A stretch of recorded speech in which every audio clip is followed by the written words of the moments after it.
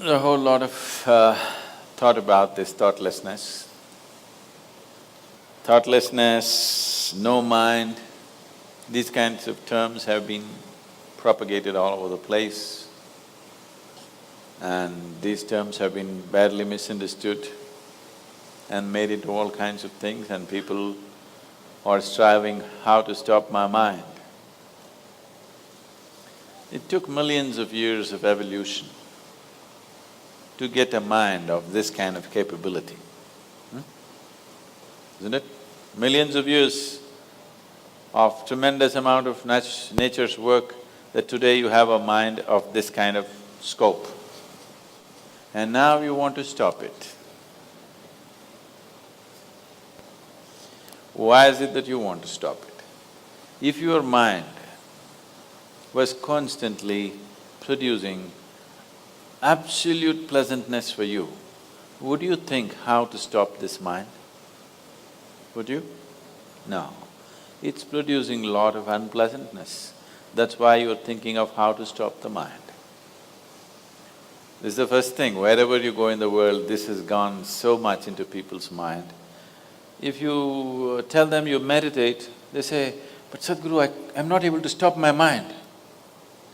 I said, that will happen only after you stop your kidneys, liver, heart.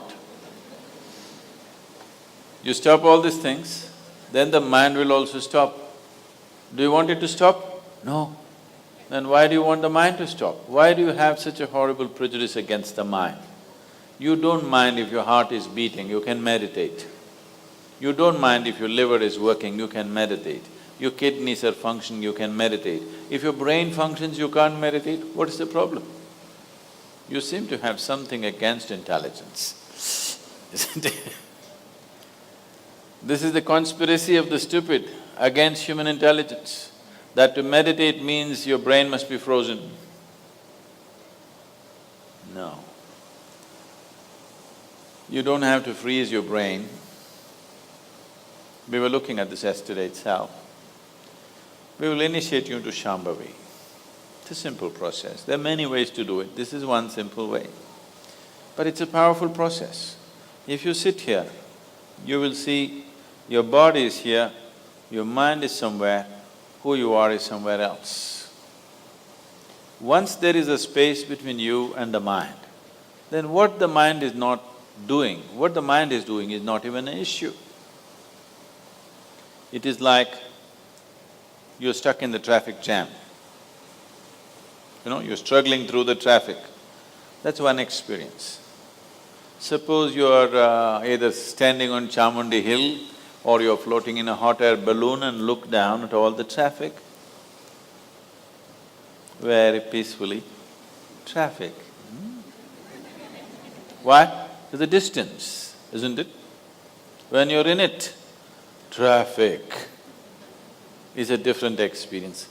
From really high up there, sitting in a hot air balloon, you look down, you can't even hear the sounds. Looks wonderful, traffic, isn't it? Yes or no? Because there's a distance. So once there's a distance between you and your mind's activity, mind is not a problem. Mind is a miracle, it is not a problem. And anyway, if thoughts are going continuously, if you're having a mental diarrhea, obviously you ate some bad food, isn't it? Yes. If you're having a physical diarrhea, you ate some bad food, isn't it? If you're having a mental diarrhea, you are obviously consumed something wrong. What this wrong thing could be is, the moment you identify yourself with something that you're not, then you're finished. Your mind is a continuous runs. There is no other way. Do what you want, try as hard as you want, it is not going to stop. If you do not identify yourself with anything that you are not, you know how to be with everything, you know how to use everything, but you're not identified with it, then you will see if you sit here, simply mind will be like this. If you want to use it, you can use it, otherwise it'll be like this. Right now your hands are like this, Oh, you're holding it tied up because it'll go all over, is it? No. You can keep it like this. You can keep it like this, you can keep it like this. When you want to use it, you can use it. So it's a useful instrument. Suppose your hands become like this. You know, some people have become like this. Yes or no? If it becomes like this, you will become ridiculous, isn't it? If it happens to your mind, also you're equally ridiculous. It is just that you are living in the comfort that nobody else can see it. But people can see it. They watch you closely enough, they can see it, isn't it?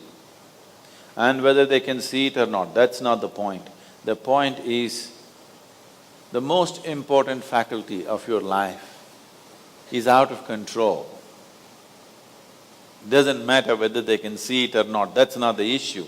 The issue is, the most important faculty in your life is out of control, doing its own rubbish all the time, not doing what you want it to do.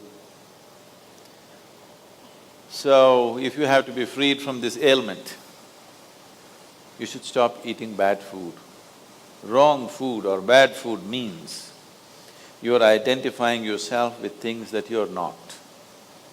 If you sit here, if you're not identified with this and with this, then you will see everything is just fine.